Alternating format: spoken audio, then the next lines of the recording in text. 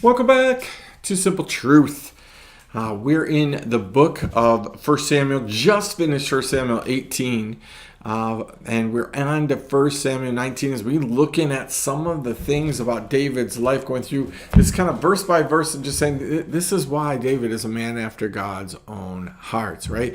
We just ended it at the end of 1 Samuel 18 where God's favor and anointing is upon David, and therefore he is becoming esteemed in the eyes of those around him. So picking up verse 1, it says this. So here's the response of Saul to David's esteemedness. How's that for a word? Right? Saul spoke to Jonathan his son and to all of his servants that they should kill David. There's the natural response. Right? There's the natural response to God's favor bringing about esteem. Hey, let's kill him.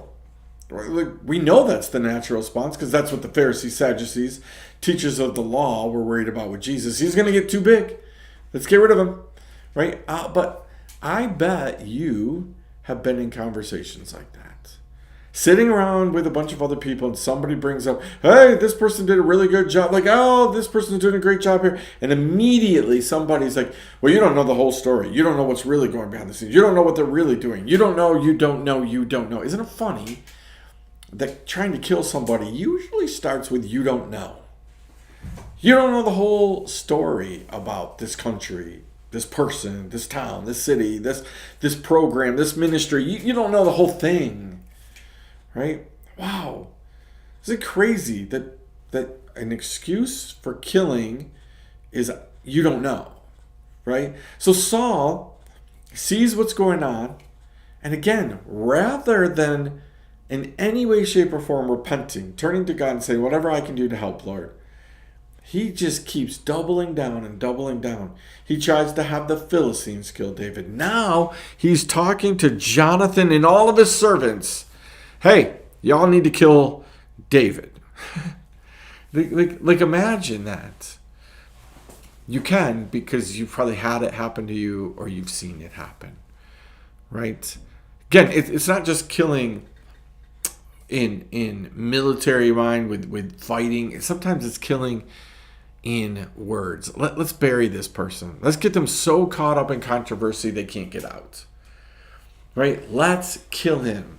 Again, Saul wasn't brave enough to face Goliath, and he's not brave enough to face David. So I'm going to present something that maybe you've never heard before. This might be the first time on Simple Truth. Saul is in the exact place that the book of Revelation says we don't want to be. Saul's not willing to face the enemy. He's not willing to face David. He's not hot. He's not cold. Guess where Saul is? Lukewarm. Let's find somebody else to do it. I don't want to do it, the dirty work, the knife work myself. I want to find somebody else to do it. Saul's in a place where he's just blah. And what does God say? I'm going to spit you out of my mouth. Right? Same situation he's been in over and over. Right?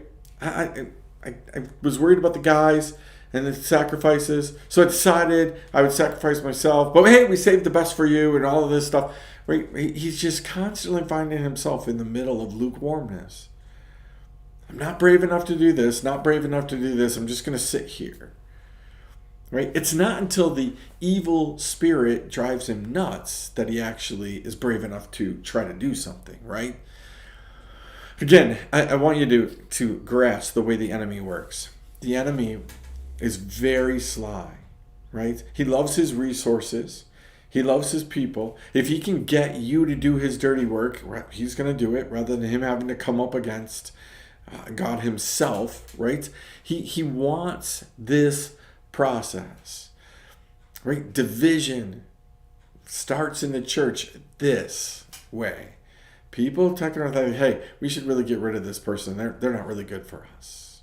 So I could talk a ton on this, but I think it's serious enough to just let you marinate on that this evening and or this morning and just look at this and say, hey, are there people in your life that you have gone to other people and said, hey, you should kill this person? Oh, not physically, but in name, right? In position, in all kinds of different ways. Have you gone up to people and said, hey, you should kill this person? If you really knew what was going on, if you only knew the whole story, right? On the flip side of that, are you somebody that's been asked to do that? And what has your response been? Has your response been, yeah, all right, I'll partake in that. Let's get rid of them. Or has your response been like, no, you're whacked out. You're off. What's your response been when somebody said to you, hey, you should really kill this person. You should get rid of this person. We need to get rid of this person. So either side of that equation, are you the one trying to get rid of people? Are you the one that they're trying to get rid of?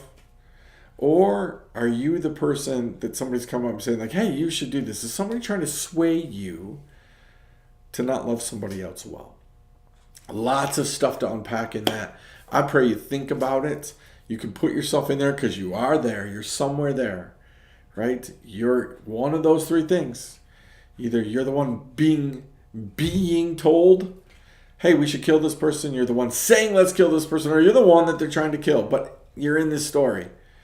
Figure it out. Spend a moment. Think about it in your different situations. And again, I'm going to remind you of what I did the other day. I need you to think through. Listen, are you fighting against God or are you not? Are you fighting against God or are you fighting for God?